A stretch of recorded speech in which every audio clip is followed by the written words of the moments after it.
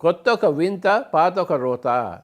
కొత్తగా చేయడం అనేది వింత, చేసిందే చేయడం అనేది ఒక రోత.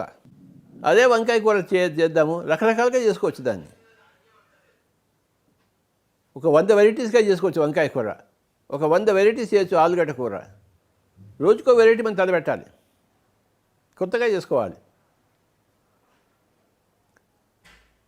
కొత్త ఒక వింత, పాత ఒక రోత.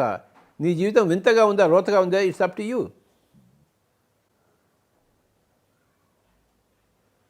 రోజుకో కొత్త పుస్తకం చదవాలి. నేను 4-5 పుస్తకాలు ఒకటేసారి చదువుతుంటాను. ఒక 5 పేజీలు ఇక్కడ, 5 పేజీలు ఇక్కడ, 5 పేజీలు ఇక్కడ, 5 పేజీలు ఇక్కడ. నేను రోజుకో ఊరికి ఉండేవాడిని. ఎంతమందితో మాట్లాడలేదు, అంతా బ్రేక్ ద రొటీన్. నాకు అది అలవాటైపోయింది, నరాలు ఎక్కిపోయింది బ్రేక్ ద రొటీన్ అన్నది. మాట్లాడిన వాడితో మాట్లాడకూడదు, విన్నవాడితో మళ్ళీ వినకూడదు, చదివిన పుస్తకం మళ్ళీ చదవకూడదు, వేరే పుస్తకాలు చదవాలి. ఒకసారి భగవద్గీత చదివాం కదా, వేరే పుస్తకాలు చదువుతాం. భగవద్గీత ఒకసారి చదివితే అంత తెలిసిపోయింది మనకి, ఇక వేరే పుస్తకం చదువుతాం. కఠోపనిషత్తు చదువుదాం, మాండూక్యోపనిషత్తు చదువుదాం, బ్రహ్మసూత్రాలు చదువుదాం, బైబిల్ చదువుదాం, ఖురాన్ చదువుదాం, Tibetan Book of the Dead చదువుదాం, Egyptian Book of the Dead చదువుదాం. ఈ విధంగా ఎప్పుడు వేరే చేద్దాం.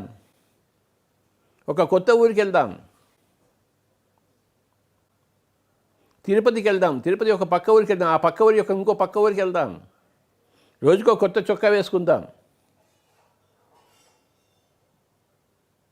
వీలు ఉన్నప్పుడల్లా. వీలు లేనప్పుడు అది వేరే మాట కదా. వీలు ఉన్నప్పుడు ఎందుకు వేసుకోకూడదు కొత్త చొక్కా?